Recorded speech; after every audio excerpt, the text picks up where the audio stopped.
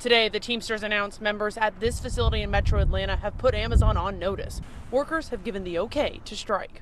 Teamsters General President Sean O'Brien released a statement today saying, in part, if Amazon Teamsters are forced onto the picket line, it's because the company has failed its workforce. So it's essentially the next step in maybe going on strike, but it's not a strike yet. Tom Smith is an economist and finance professor at Emory University. Typically, I think that unions are well served by finding opportune moments where they can put a crunch against the company itself. And with holidays on the horizon, the timing couldn't be much better. Some kind of a time crunch will also incentivize companies, can certainly incentivize companies to come to the bargaining table and reevaluate their own positions. So yeah, this is not atypical. So how could this impact you? If there is a strike, they might not be able to click on that button that says deliver by tomorrow or deliver by, Saturday or what have you. So you might want to have a second option in place, or at least get your pen out with a little IOU. For its part, Amazon says the workers that Teamsters represents don't work for Amazon. It issued this statement, which says, in part, for more than a year now, the Teamsters have continued to intentionally mislead the public, claiming that they represent thousands of Amazon employees and drivers.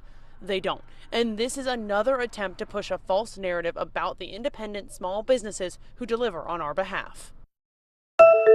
Full sentence, 20 years, and he was charged on all counts that he was facing, not just those charges about what he did to his wife, but also there had been charges regarding the capturing and spreading of explicit imagery of his daughter and two daughter-in-laws.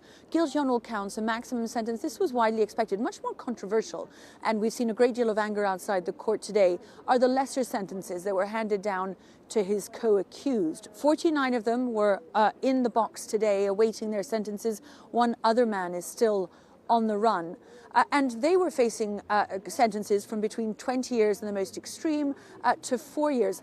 Many of them, most of them, in the end got slightly lesser sentences than those that were requested by prosecutors. And so you've heard over the course of the morning, the women who've been standing outside this courtroom day in, day out, but have come out in greater numbers today for the verdict and the sentencing, shouting, shame on the justice system. There is a great deal of anger that they haven't received the maximum sentences that were sought by prosecutors. Remember that this is a trial that has been so closely followed, not just here in France, because of that extraordinary decision that Giselle Palicot had taken to make this trial public, to waive her own anonymity, to waive that, therefore, of the 51 men who were charged here today, the verdict for their verdicts read out before them. We've seen a number of them leave the courtroom now.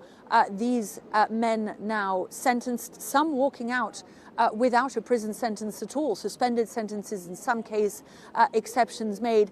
They were seen leaving the courtroom under a great deal of jeering and anger and shouting that was meted out at them. Again, speaking to the anger of people at some of these lesser sentences and the fact that some of these men will today be walking free.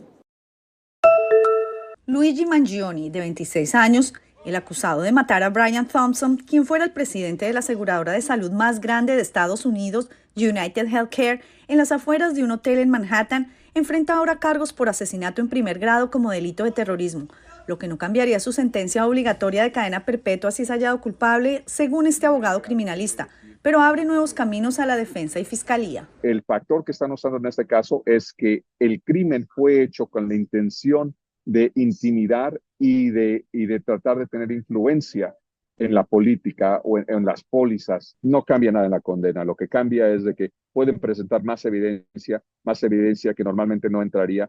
El fiscal de Manhattan argumentó los nuevos cargos. Fue un asesinato aterrador, bien planificado y selectivo que tenía como objetivo causar conmoción, llamar la atención e intimidar. Algunos círculos han celebrado a Mangione, quien sufre un dolor de espalda crónico según sus amigos y redes sociales, y ha recibido cuantiosas donaciones para su defensa. La comisionada de policía de Nueva York condenó estas reacciones. No hay heroísmo en lo que hizo Mangione. Fue un acto de violencia sin sentido. Fue un crimen frío y calculado que robó una vida y puso en peligro a los neoyorquinos. El abogado de Mangione declinó comentar los nuevos cargos. Mangione tiene 2 audiencias programadas para este jueves en Pensilvania y el fiscal de Manhattan dijo que tiene indicaciones de que podría renunciar a la audiencia de extradición, en cuyo caso lo traerían de inmediato para ser procesado en Nueva York. Desde Nueva York, Ángela González de La Voz de América para Telearuba.